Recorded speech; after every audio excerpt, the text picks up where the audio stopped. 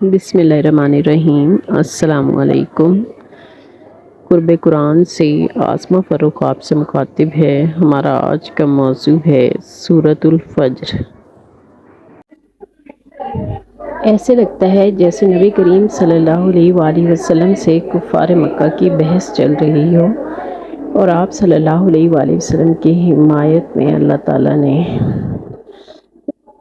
قسم کھائی ہے فجر کے وقت کی، جب ہلکی روشنی اور ہلکا اندھیرا ہوتا ہے، نئی روشنی کے آنے کا وقت ہوتا ہے، ہلکی نیلی روشنی، اور یہ وقت عبادت کے لیے خاص ہے۔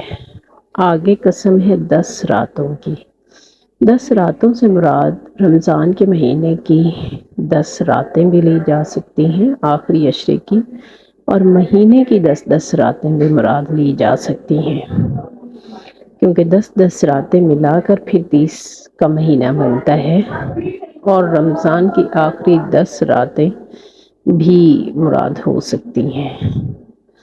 پھر قسم ہے رات کی، جبکہ وہ رخصت ہو رہی ہو، یعنی رات کے آخری پہر کی۔ رات کے اس پہر اللہ تعالیٰ آسمان زمین پر آ جاتے ہیں اور انسان کے زیادہ قریب ہوتے ہیں۔ وہ وقت اللہ تعالیٰ کی قربت حاصل کرنے کے لیے عمدہ وقت ہے۔ اللہ کی رحمت متوجہ ہوتی ہے۔ یہ وقت تہجد کے نوافل کا بھی ہوتا ہے، دعاؤں کی قبولیت کا بھی ہوتا ہے۔ تو جو صاحب عقل ہیں وہ خود ان مظاہر قدرت کو دیکھ کر سوچتے ہیں، معلوم کرتے ہیں کہ ان میں کوئی قسم ہے اس کے لیے جو عقل رکھتا اور استعمال کرتا ہے۔ ان قوموں کی مثالیں دی ہیں جن پر اللہ تعالیٰ کا عذاب نازل ہوا۔ عاد ارم، جن کو اللہ نے خوب طاقتور بنایا تھا۔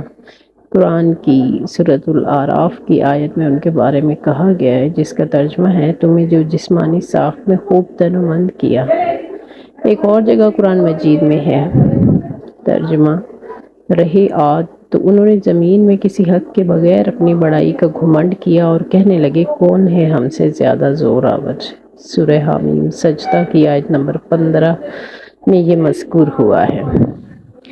اور ایک جگہ ان کے بارے میں قرآن مجید میں فرمایا گیا ہے ترجمہ اور تم نے جب بھی کسی پر ہاتھ ڈالا تو جبار بن کر ڈالا۔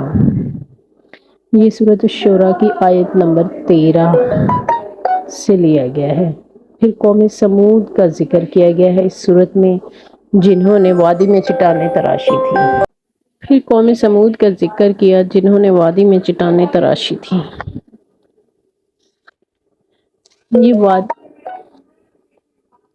یہ وادی القرا ہے، جہاں انہوں نے پتھروں کو تراش کر عمارتیں بنانے کا سلسلہ شروع کیا۔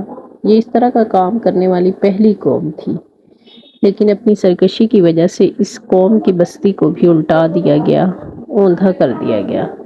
پھر میخوں والے فرعون کا ذکر ہے۔ وہ جب کسی کو سزا دیتا تھا تو ہاتھ پاؤں پر میخیں گڑوا دیتا تھا، یعنی کیل لگوا دیتا تھا، اور پھر مزید سخت سزا دیتا۔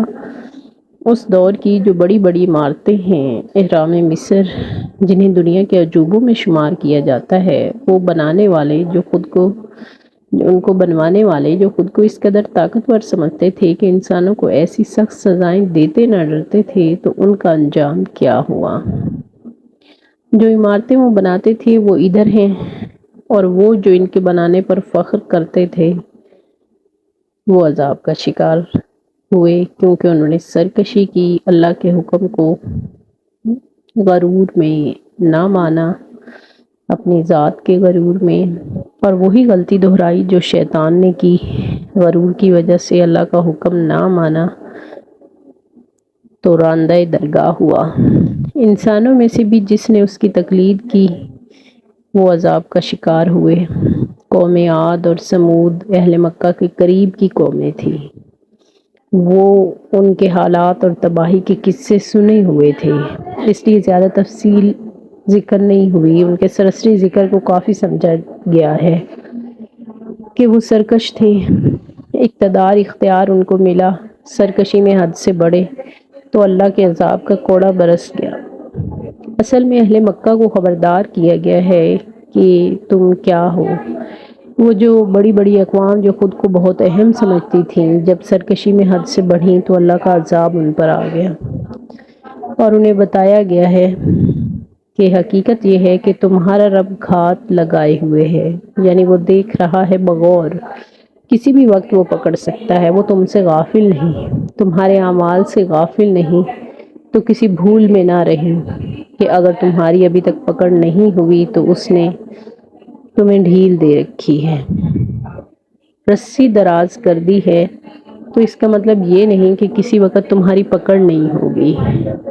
وہ گھات لگائے ہوئے ہے، کسی بھی وقت پکڑ سکتا ہے۔